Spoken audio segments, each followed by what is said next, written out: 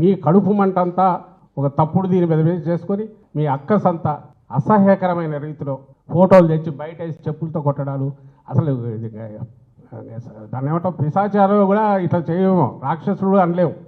ఇవంతా సంకర ఇది ఉన్నట్టుంది. ఇవన్నీ కలిస్తే తయారైన తెగ ఏదో ఒకటి ఉన్నట్టుంది. ఆ తెగ పూనుకుంటే మాత్రమే ఇట్లా చేయగలదు.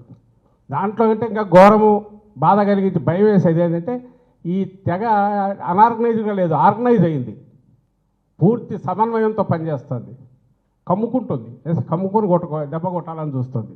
ఇది వాళ్ళకి చెప్పి లాభం లేదు కాబట్టి ప్రజలకు చెప్తున్నాం, దయచేసి గమనించండి. ప్రభుత్వంలో ఉండేవాళ్ళు వాళ్ళ బాధ్యత ఏంది, వాళ్ళు చేయాల్సింది ఏంది, ఇప్పుడు చేస్తున్నది ఏంది.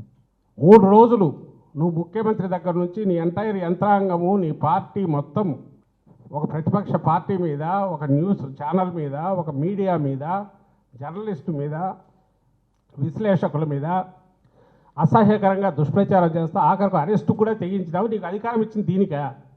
ప్రజలు ఆలోచించాలా. ఇంతకంటే దుర్వినియోగమే ఉంటుంది. దుర్వినియోగానికి పరాకాష్ట ఏముంటుంది?